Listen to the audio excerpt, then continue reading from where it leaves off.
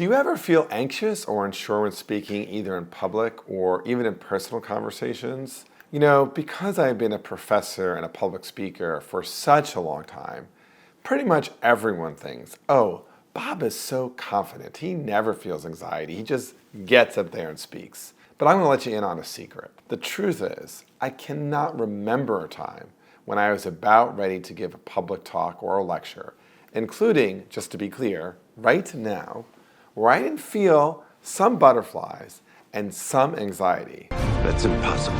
And to be honest, those times of anxiety pop up all the time for me. They pop up right before I speak to the Supreme Court of Korea or Brazil. But you know what? They also pop up when I'm speaking to teens at a summer camp in Maine. I think what's really true is that if you care about what other people think of you, and frankly, most of us do, only the most self-absorbed narcissists don't, then it's kind of normal to get some anxiety and a little bit of self-doubt before you speak in public. So, today I'm going to share some practical strategies for improving your self-confidence in communication. And I want to be clear, this is not just for folks who get up in front of crowds and speak. This is for anybody who finds himself in any kind of conversation with other people.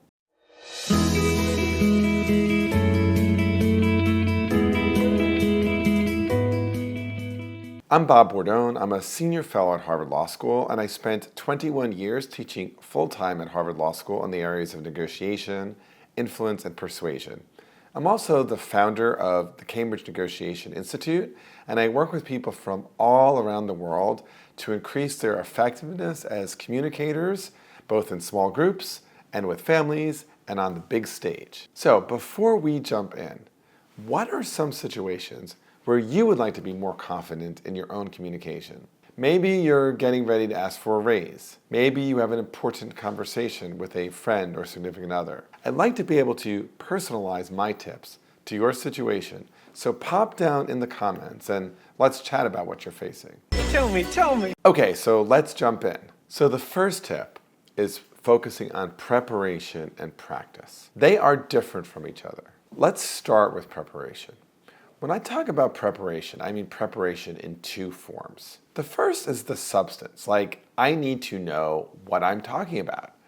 If I am talking about, real estate, if I'm talking about politics, if I'm getting ready to speak at a planning board meeting, it is helpful to actually know the facts, what's relevant to people. It's also helpful to think about with whom am I communicating and what does the world look like from their perspective. So here's something for you to think about. The front of an ambulance, almost everywhere in the world, says either ambulance or emergency backward. I think whoever was trying to send this really important communication of an ambulance driving down a highway at high speeds, perhaps with someone who is very ill and needs to get to the hospital, spent a fair amount of time preparing, thinking about who is my target audience, and how do I say it or communicate it in a way that they will see what they need to see, not what looks persuasive to me. And so that means considering things like, how do I phrase this?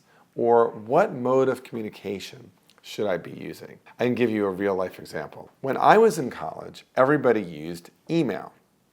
And the way schools would communicate with students, colleges would send emails. Flash forward to 25 years later, and I'm teaching at Harvard Law School, and administrators are absolutely perplexed by the way students are not fulfilling their graduation requirements or getting their tuition payments on time. And when I ask them, what do you think is going on? They keep on saying, we've sent 15 emails and students are just non-responsive. And of course, I'm thinking, what student in 2018 or 2019 or 2021 is primarily communicating via email? It's just an antiquated way to communicate with people who are younger. So you need to think about, what is the methodology? How do I phrase it? What is the substantive information I need to convey to the other side? But then we have practice. So what do I mean by practice? This is actually rehearsing, like saying the things out loud and getting some feedback. You can do this with a friend, or you can record it. A bunch of years ago, the students at Harvard Law School had selected me for the teaching prize. What goes with the teaching prize is the honor and maybe a little bit the burden of giving an address at graduation. With great power comes great responsibility. Now, as you can imagine, this made me extremely anxious. In fact, I wrote 23 versions of my talk. I am not joking you. And then I went into the largest lecture room at Harvard, and I would deliver this address over and over again. And I would invite anybody who was willing to come and sit in the back of the room and give me feedback. I gotta tell you, that sharpened my confidence and made my message much more clear. Okay, so let's focus on the second tip, because there's the content, there's the phraseology, but the second tip is really focusing on your body language. So body language can really speak volumes even before you utter a word. What does confident body language look like? It can include standing tall, making eye contact, using purposeful gestures. Amy Cuddy, who taught for many years at Harvard Business School, is a social psychologist. She has researched the impact of what she calls power poses on actually making a speaker feel more confident. Her TED Talk on body language explains how adopting powerful poses can increase your performance, make you feel more confident, make you feel more efficacious. So a positive body pose includes having an open stance and using effective eye contact. Tip 3 is really starting small, reflecting and asking for feedback. So what do I mean by that? Well, many times when I'm preparing a new talk, I think about what might be some stories, what might be some approaches that could land with my audience. But then I don't go immediately to the big audience. Instead, I might choose a smaller audience. Maybe it's a little talk I'm giving to a few students. Maybe it's a dinner party, and I'll tell a story and just observe what is landing. Are people laughing? If they're not laughing, what questions are they asking? Where's the conversation going? You know, I don't know much about stand-up comedy, but I do know that stand-up comedians will try a new routine in a low-risk environment first. And they learn what jokes land. But they learn more than just what jokes land. They also learn about the timing and the phraseology. And then they take those tips and move on to the big stage. The fourth tip, really important, embrace the pause. You know, many of us, we fear silence during a conversation. We feel the need to fill every single gap with words, words, words. Truth of the matter is, pauses can be very powerful for a number of reasons. First, the pause actually gives the recipient a chance to absorb what you said and actually reflect. Let me give you a minute to absorb that. And giving that person a moment to do that is actually incredibly powerful. But the other thing it does is it gives you a chance to think about, how are people reacting? What is the field room? How do I adjust? Former President Barack Obama, who is known for his eloquent speeches, often uses pauses brilliantly. He does this to emphasize points and to give a real weight to his words. And as I said, it also gives him a chance to make adjustments and calibrations. Tip number 5 is celebrate your progress. So here's something for you. Increasing your confidence, becoming a better public speaker, it doesn't happen in a day. I gotta tell you, I'm 20 plus years into this, and I feel like I have a long, long way to go.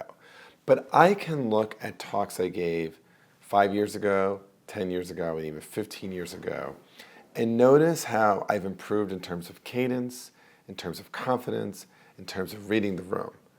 So if you are at the beginning of your journey on this, again, whether it's speaking up in a group, speaking up with friends, giving a talk, just remember, you will make progress and you will be encouraged if you acknowledge and celebrate that progress. Each step forward is really a victory to becoming a more confident communicator.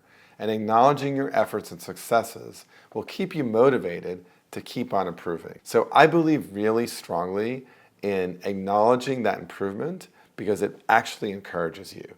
You know, when I work with clients, they often get over-focused on how long a road they have to go. And what I invite them to do is take a step back and mark how far they have come in sometimes a very short time I've been working with them.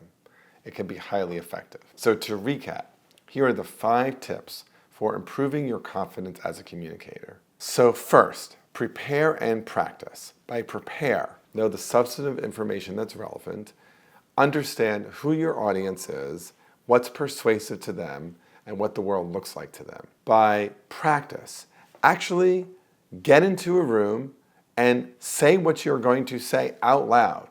Ask for some feedback. Second is really body language, having an open stance, establishing eye contact, smiling, using the right hand gestures. Third is really starting small. Practice your stories with small groups of friends, in maybe small venues before taking it to the big stage. Fourth, embrace the pause. Leaving some space for people to think and for you to collect your thoughts is highly effective in terms of increasing your own confidence. And lastly, celebrate your progress. Every time you're done with a big talk, anytime you're done with a conversation, consider what are 2 or 3 things that you did that worked well and celebrate that. Building confidence in communication is a gradual process, but with consistent effort and the right strategies, you can significantly improve. Remember, everyone has moments of doubt, but by preparing, practicing, maintaining a positive mindset, you can communicate with confidence and with clarity. Thanks for watching, and if you found these tips helpful, make sure to like this video, subscribe to my channel, and hit the bell icon to stay updated with my latest content. Share your own tips and experiences in the comments below. I'd love to hear from you. And until next time, keep communicating confidently by watching this next video, setting up a winning process in negotiation.